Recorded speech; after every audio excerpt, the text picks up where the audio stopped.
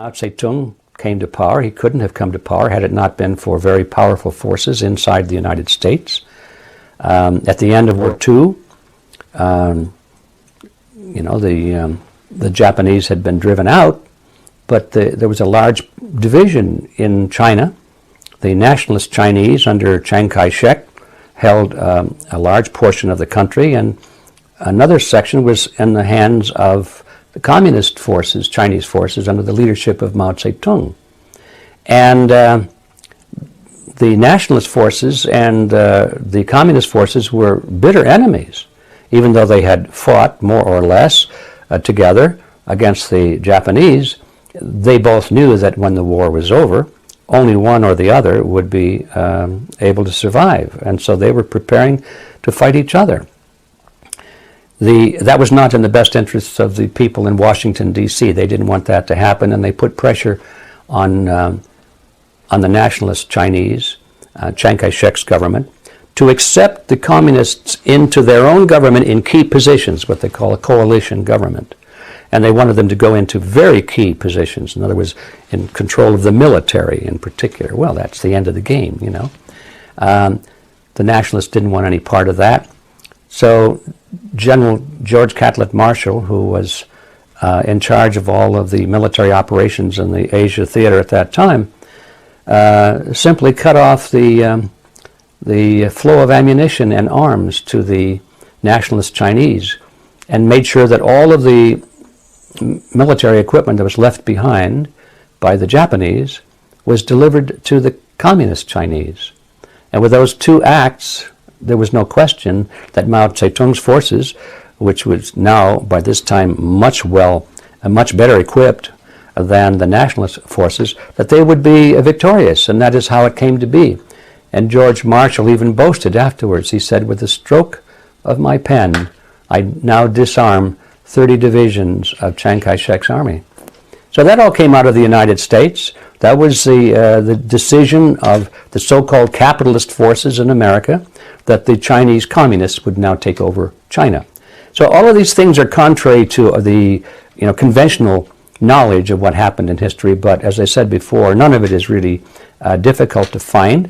It's a matter of it has been recorded history of opinion anyway. The President's appeal was quickly dubbed the Truman Doctrine. It represented a dramatic change in U.S. foreign policy, but it merely laid the groundwork for what followed. A month later, Secretary of State George C. Marshall traveled to Europe. He witnessed firsthand the physical ruin, social disintegration, and economic collapse left by the war. Marshall warned that under these conditions, Europeans would turn to communism as an alternative to starvation and death. 2 months later, Marshall proposed a program of massive economic assistance, the Marshall Plan.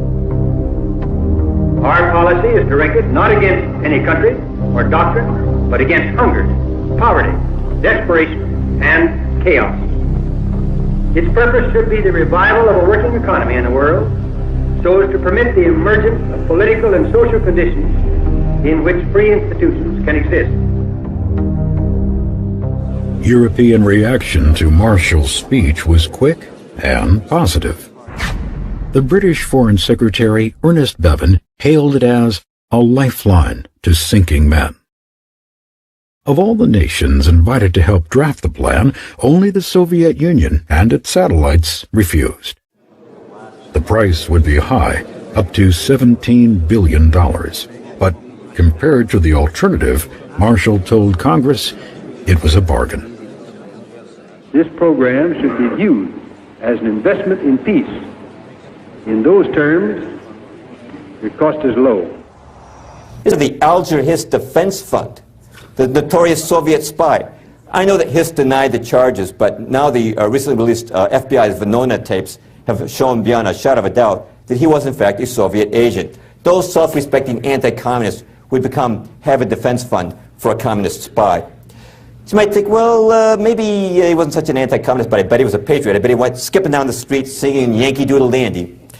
Not quite. When he left the State Department, David Rockefeller appointed him editor of Foreign Affairs, this nation's #1 journal, calling for an end to American sovereignty. One more thing about Vietnam, though. What caused President Johnson to escalate the war? Why did he suddenly start sending hundreds of thousands of troops in 1965? The reason is he had a secret meeting with a secret clique of advisors called the Wise Men, 14 senior policy advisors, 12 of whom were members of the Council on Foreign Relations. And Mr. Perloff, I think we just heard some more conspiracy gobbledygook. I don't believe there was any such meeting.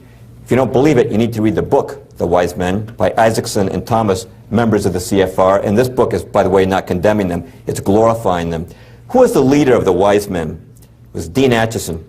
It was Acheson who was most vocal in insisting to Johnson that he must escalate the war in Vietnam. So you'll think, well, Jim, obviously then, he must have been motivated by anti-communism. To the contrary. You know what he was doing back in the 1920s? Joseph Stalin, this is before we even recognized the Bolshevik regime. Joseph Stalin picked a young New York attorney to represent Bolshevik interests in America. He picked Dean Acheson. Now some people would say, well, Jim, I'm sure there's an easy explanation for that. You know, probably Stalin didn't know who to get for an attorney, so he just flipped over the Manhattan Yellow Pages, and he closed his eyes, and he put his finger down, and it just happened to come down on Dean Acheson's name. After World War II, the communist regime, the new communist regime in Poland was having trouble getting U.S. recognition. Whose law firm did they recruit to get U.S. recognition? The law firm that every communist knew he could trust, the law firm of Dean Acheson. Acheson's law partner was Donald Hiss, the brother of the Soviet spy. When Acheson was in the State Department, he surrounded himself with 14 members of the U.S. Communist Party. That's not imagination, that is a fact. John Stuart Service, John Carter Vincent, Lachlan Curry. When John Stuart Service was caught passing secrets to the Soviet Union by the FBI, Acheson didn't fire him, he promoted him. Acheson recast his Asia policy in late 1949. Policy on China seemed to be clear. The United States of America is not going to quibble about the integrity of its position. As the President has stated, we are not going to use our forces in connection with the present situation in Formosa. We are not going to attempt to seize the island. We are not going to get involved militarily in any way on the island of Formosa. But policy on Korea was not settled. In January 1950, Acheson outlined a two-tier strategic approach at the press club. Dean Acheson's press club speech was very important, not so much for what it exactly said, but how it was interpreted. Well, he described our defense perimeter in the Pacific, and he left Korea out of that perimeter. He did add that for areas beyond this line, resort must be had to the United Nations, and the experience has been that that is not a weak reed upon which to lean. But nevertheless, his speech was widely interpreted as writing off Korea. This Acheson speech was exactly like Hitler's contention that he wanted peace. It was all deception, and the leadership in North Korea was fully aware of this. The South Korean army couldn't mobilize without the permission of the USA, and was entirely dependent on them for ammunition and fuel.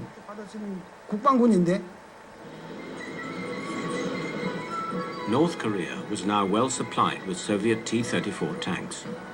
It had a well-trained army, augmented by 60,000 veterans who had fought in the Chinese Civil War.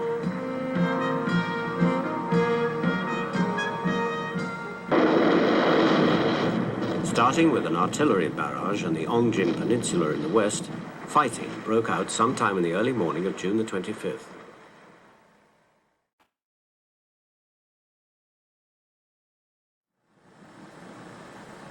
News of the fighting reached Washington on a Saturday evening. I myself, who was Assistant Secretary for Far Eastern Affairs, was having dinner with the columnist Joseph Alsop, and at that same dinner was Secretary of the Army Frank Pace. And no one had called us to say the North Koreans are about to attack. An officer came in and conferred with Dean Rusk and myself, advised of what had happened.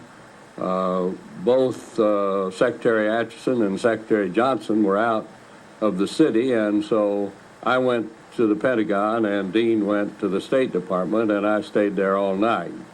Acheson raced back to Washington, told Truman there was no need for him to hurry back, and took charge. At that meeting, the first issue is, do we respond? And I think that was not a difficult proposition. I think it was clearly identified in the minds of almost all of the participants that if we allowed this particular action to move unchallenged, that we faced long-range trouble, particularly with the Soviet Union. That was the evening in which we decided that the first thing we should do is to take this matter to the United Nations. And so we alerted our people at our delegation at the United Nations to call for a special meeting of the UN Security Council the next day. The Russians had been boycotting the Security Council because of its refusal to seat Communist China. They failed to return. I was amazed that the Russians, when they realized what the Security Council was about to do, did not suddenly appear and do something about it. Because if it were true that the Russians were well aware of what was about to happen, it's most unlikely that they would have stayed away from the Security Council that afternoon. I think the Russians were a bit surprised by what happened and didn't get themselves organized in time. And to this day, I still don't understand it. And resent. And consider it a stupid error on our part. We should not have allowed the Security Council, which was wholly pro the USA, to pass a resolution to send troops to Korea under the blue flag of the United Nations. О том, чтобы послать в Корею войска под голубым флагом ООН. At midnight yesterday, I was informed that the conflict appeared to have broken out in Korea. Break down here is a fact that is even in mainline history books, but is not taught on the History Channel or on the nightly news in general. Sometimes the History Channel has actually gotten it right and told the truth. And that's where we start. 1949. The communists had been around since the 30s. They'd taken over some of the mountainous areas in China. They had held out during World War II. And at the end of World War II, they became allied with the then brand new CIA that had come out of the British OSS. And basically, even a lot of U.S. intelligence officers and Army officers got arrested by the communists because they wouldn't go along with the full takeover of the country, and they themselves were tortured, they were killed. Many of the Christian missionaries that were there were also captured and killed. And of course, the John Birch Society is named after John Birch, who was captured and tortured to death for not supporting the communists. And our government completely turned a blind eye to all of this. Now, it's a huge history. I'm going to stop there with what happened in 1949. But if we fast forward to 1979, by then deals have been made behind the scenes via Henry Kissinger and George Herbert Walker Bush, who was then ambassador to China. Of course, he'd also been director of the CIA, to make a deal economically with China to give them the rare earth minerals, to give them the Panama Canal, and to give them control of resources as long as they didn't become military dominant in the surrounding areas of Asia, like the South China Sea, and as long as they didn't menace Japan. This is all mainline history, folks. Now, of course, from the beginning, China was double dealing the entire time. Now, fast forward to 2016, China has 97.5% of rare earth minerals that you need to make basically any computer device or electronics. That's been done by design. The West just doesn't touch it, doesn't mine it, doesn't go after it, because there's a corporate global treaty, just like TPP, unratified by governments but followed, okay?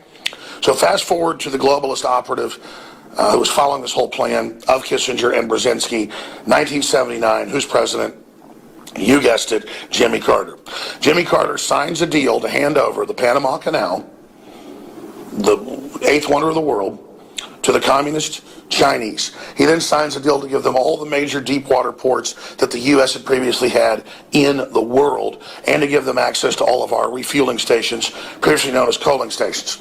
Again, the globalists are making a deal to use Chinese slave labor to leverage out the planet's other major economic and industrial operations to create an economic consolidation, vertical integration model. This is globalism. China is the key. That's why they say China is the new century.